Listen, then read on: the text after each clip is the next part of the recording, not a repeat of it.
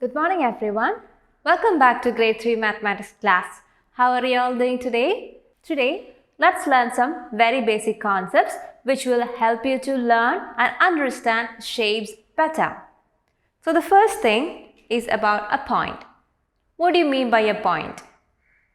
See, when you point at something, you're showing the exact location or position of something, right? So a point is an exact position or location on a plane surface, and it is usually denoted by a dot like this. The size of a dot is very negligible. You cannot actually measure the size of a dot.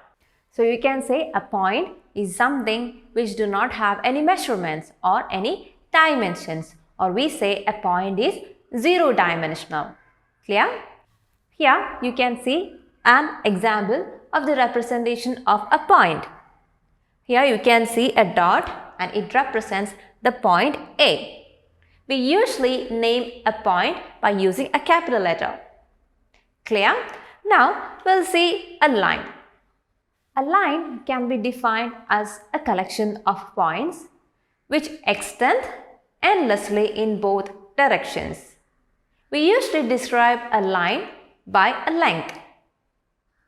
It does not have any breadth, or its breadth is very negligible. How do you draw a line? You just draw like this and you put two arrow marks.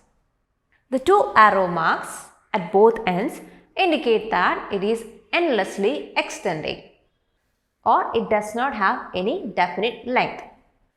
So a line is a figure which has only length and no breadth, and it has no end, and it can be extended endlessly in both directions. See, you can see a representation of a line here. Here is line AB, where A and B are 2 points on this line. You see the two arrow marks at both ends. It represents the line is extending endlessly in both directions. And this is how you write a line. You write the name of 2 points on the line like this. Here you can see the points A and B on the line, and above that you draw a line with arrows at both ends. This is how a line is represented in maths.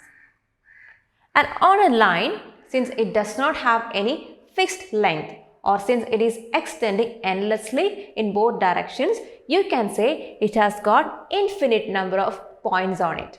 You can define infinite number of points on it, just like this A and B. Clear? Now, let's see what is a line segment. So a line is something that extends endlessly, or something that extends without any limit. Hence, we cannot measure the length of a line. But what if we consider a part of that line? So, that part of a line is called a line segment. A line segment is a part of a line and it has got fixed length. It has two fixed endpoints as well. Since we are considering a part of a line, it will have two endpoints on both sides. Like in this case, you can see the line segment MN here. It has a point M at one end and it has a point N on the other end. And this is how you represent or how you write a line segment. You write the names of the points and above that you draw a small line without any arrows. So this is how you represent a line segment in maths. Now, array. What do you mean by array? Array is also a part of a line, but it has one fixed point or one endpoint, and it will be extending endlessly or without any limit in the other direction. Like you can see here. Here you can see array AB. It has a starting point or the source A, and it has a point B through which it passes, and it is extending endlessly in the other direction. So how you write or how you represent array? You just write the name of the starting point along with another point on the array, and above that you draw a line with arrow pointing in one direction. This is how you represent array in maths. Let me say a fun example. You children, when you were small, you used to draw a sun like this, and from that you would draw lines like this. Right? So, the sun can be considered as the source or the starting point of the ray, and the sun's rays can be considered as the rays like we studied today. Clear? Now, we'll do one activity. This is from your textbook, page number 103. There is this heading, try this. You can see some figures given there. You have to identify each of the following figures there. This one you can do as an activity now. You have to identify each of the figure there, and below the figure you can write the name of it. Please pause the video, finish the activity and come back. Hope you are done with that. Now let's see each of the questions.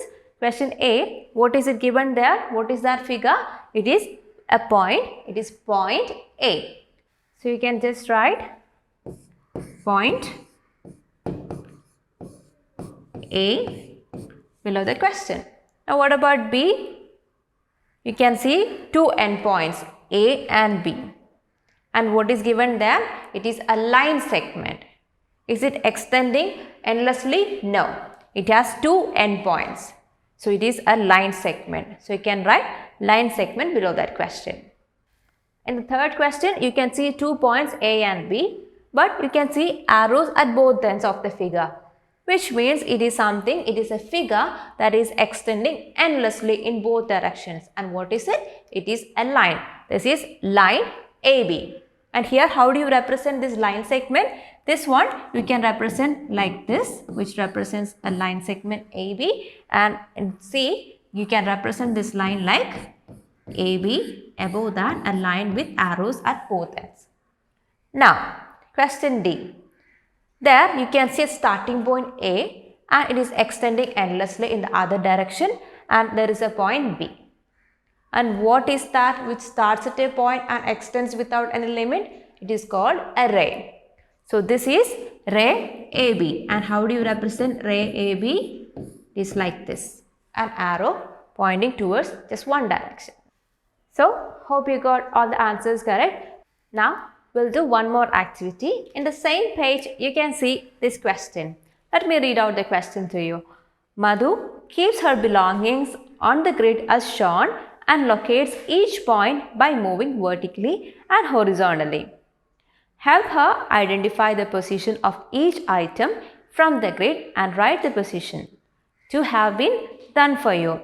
So here you can see a grid and Madhu's belongings are kept on this grid, and she has kept them at specific points or specific positions. In this exercise, you are asked to identify the exact position of each item in the grid, and you have to write that position here. The position of each belonging on this grid is specified by a set of 2 points defined by one horizontal point and one vertical point. Like the first question, in the first example, you can see the eraser is at C5. So, which is that position? See the point C and see the point 5. There is a point where the points C and 5 cross together or they meet, and the eraser is kept at that point corresponding to both C and 5. So each item or each belonging is at a position defined by a set of 2 points. Clear? And you can also see that these points, these vertical and horizontal points, are connected by using lines in this grid. Now let's see the question B. There is a ring and it says that the ring is at D4. What does that mean? Which is the point D, and you can also see the ring here. See, the ring is kept on the line where it corresponds to the point D, and also it corresponds to the point 4. So what is the position of this ring here? The ring is at position D4. Now question C, you see a figure given there. The same figure you can see on the grid. Now how do you find out the exact position of that figure from this grid? See, that figure, that belonging is kept at a position corresponding to the point A as well as the point 6. So when you write the position of this item, you have to write This thing is at A6. Clear? A6. Similarly, you have to identify the exact position of all the belongings kept on this grid and you have to write it in the space provided. You do this as an activity now. Please pause the video, finish it and come back. Hope you are done with that. Now let's see the answers.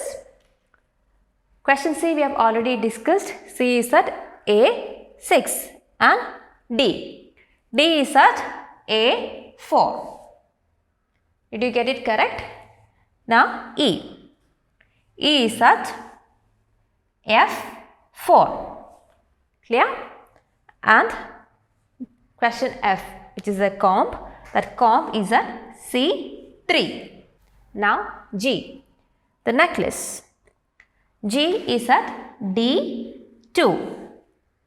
H is at E6. See? And the last one, the shoes. The shoes are at G6. Did you get all the answers correct? Now, you can go through the topics point, line, line segment and ray in page numbers 102 and 103 of your textbook. Go through the topics once again. That's all for today. We'll meet in the next class with a new topic. Till then, bye.